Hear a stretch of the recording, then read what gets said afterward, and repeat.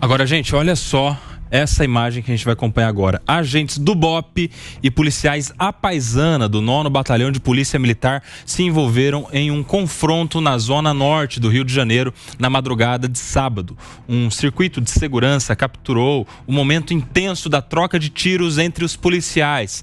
Polícia contra polícia. No vídeo se vê os agentes disparando uns contra os outros e se ouvem pelo menos 70 disparos na filmagem de pouco mais de 1 minuto. A Polícia Militar do Rio de Janeiro afirmou que o confronto ocorreu por um engano durante a operação com membros do BOPE nas comunidades de Jorge Turco, Mundial e Proença. Meus amigos, olha essas imagens aí, para quem nos acompanha por imagens, isso é desse fim de semana, ó, é de agora, dessa madrugada, exato. BOPE contra policiais à paisana do 9º Batalhão do Rio de Janeiro. Um achou que o outro era bandido, o outro achou que um que era bandido e era todo mundo policial, um atirando no outro. Graças a Deus ninguém morreu, mas foram mais de 70 disparos. Que bom que neste caso ninguém acertou o alvo, porque senão a gente teria policial matando policial por engano. Eu imagino que em algum momento o protocolo aí falhou. Alguém falhou nisso tudo, porque não é possível que um policial atire no outro sem saber que está havendo ali uma operação, sem haver uma abordagem ou qualquer tipo de certeza que o outro que vai receber um tiro é um bandido. Olha essas imagens, vocês estão vendo? O para-brisa ali do carro de trás, ele fica todo perfurado. Né, Cássio? Se você olhar aqui, ó, no canto direito aqui da tela, tem alguém, que agora rodou a imagem, tem alguém atirando daqui e balas batendo nessa parede. A gente vê, ó lá.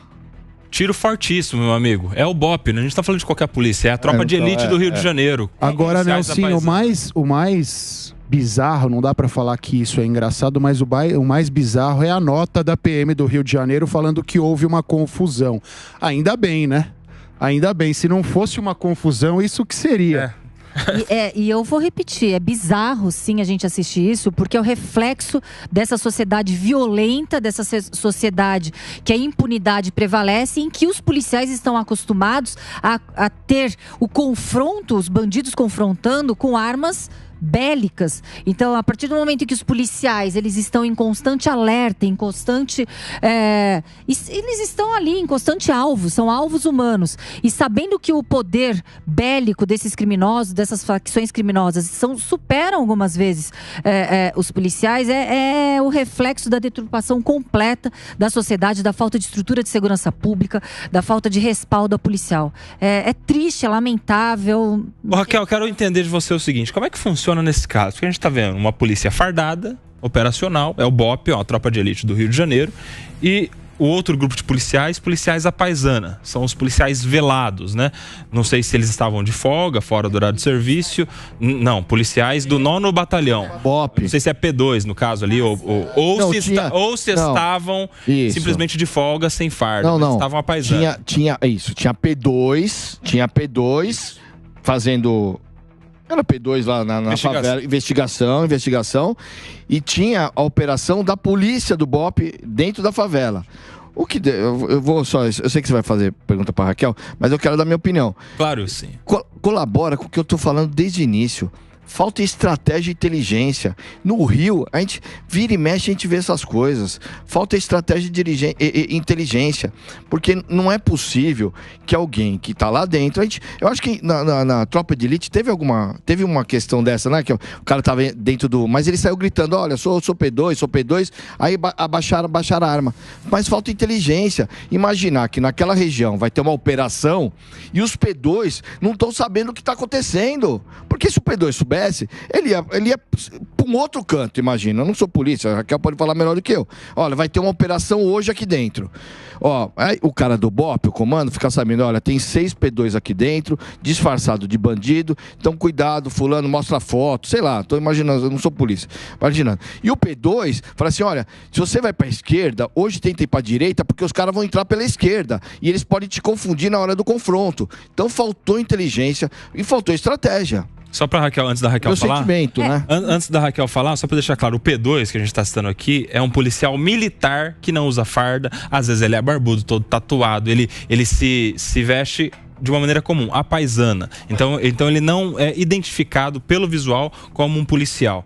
A polícia militar ela tem essa função de ser a polícia ostensiva, né? Ser fardada, com viatura, sirene e tal. Mas tem um departamento interno lá que faz as investigações. Assim como na polícia civil. Inteligência, exato. Né? Assim como na polícia civil, que é uma polícia judiciária, investigativa, mas que tem também uns braços operacionais, o GOI, por exemplo. O P2, ele trabalha sem farda. Ele não é, apesar de estarmos falando num policiamento ostensivo preventivo, ele trabalha completamente descaracterizado. Isso é fato. Sim. Nitidamente, sem análise do fato, no caso concreto, não houve comunicação adequada, isso é claro. Não houve comunicação. Mas também a gente tem alguns outros fatores que agravam essa situação. Por exemplo, as últimas decisões que a gente tem tido do STF, que impedem um trabalho adequado, um trabalho eficaz da própria polícia no combate ao crime, quando a gente fala em incursões em comunidades, né? Quando a gente fala lá no Rio de Janeiro, esses mandados de busca e apreensão. Então a gente sabe que são vários os fatores que corroboraram para essa tragédia. Acácio. Eu vou parafrasear o Wilson, que falou do Tropa de Elite, mas se a gente lembrar, no próprio Tropa de Elite há um preconceito, uma rixa, uma rivalidade entre o BOP e o resto da Polícia Militar. Inclusive, a PM do Rio chama o BOP de BOP e o BOP chama os policiais militares de policiais militares. Como se não fosse a mesma coisa. Exatamente. Acho que isso é um pouco reflexo dessa atuação ou dessa falta de comunicação entre os órgãos policiais, essa falta de conexão entre os órgãos policiais. Infelizmente, a gente falou há pouco e a gente vai reiterar mais uma vez.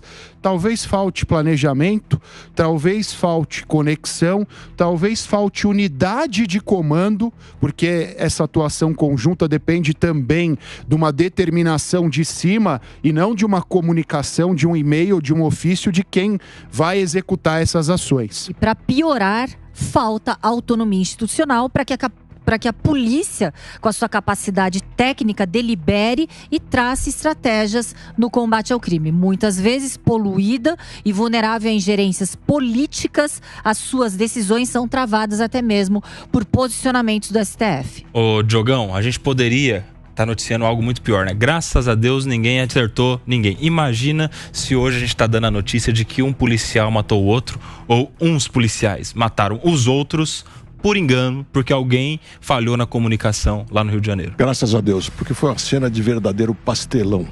Do começo ao fim e continua sendo. Essa declaração da cúpula da polícia dizendo que foi um engano, para mim, gera até um pouco de suspeita. Acho muito estranho. As coisas que vêm do Rio de Janeiro me assustam muitas vezes, Nelson. E quando eu vejo o BOP, pelo que a gente percebe, estava lá numa ação de fato programado. Agora, esses chamados P2, esses policiais à paisana, tão armados assim, em grupo tão grande, estariam fazendo uma investigação, me leva a ficar pelo menos com a pulga atrás da orelha, pensando se a gente está achando que foi, em termos de tiroteio, um erro de organização da cúpula, que tem muitos erros, a começar por dizer que foi só um engano, ou se tinha gente lá fazendo coisa não exatamente oficial. Fica essa pulga atrás da orelha. Não, nesse sentido, não tem como a gente ter uma interpretação de imediato, porque algumas vezes a atuação funciona dessa forma, então não tem como a gente... Raquel, eles podem estar dando tiro também até para disfarçar? Pode acontecer isso. Não, o cara que tá lá na operação, certo? Tá lá o P2 lá, infiltrado na comunidade. Ele tem que se passar como um cara da comunidade. Tá no meio da bandidagem, né? Tá lá no meio da bandidagem.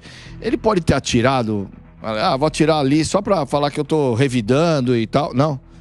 Não faz parte dos protocolos. Então essa história tá mal contada. E trocar tiro? Tá mal contada. Desconheço esse tipo de protocolo. Por isso que eu tô falando, né? Então, por isso que eu quero colaborar com o Diogo tá falando. Essa história começa a ficar mal contada. Se for pra parar pra pensar a frio, começa a ficar mal contada. Porque os caras, um tá tirando e o outro tá revidando. Pois é, o outro não tá gritando assim, para que aqui é polícia. É pai, é bala pra um lado e bala pro outro. Mas cá entre nós, se um identificou ainda, né? A gente não sabe se tem gente gente dentro do carro. Agora a gente sabe que não, mas assim, podia ter. Tem uma coisa aí.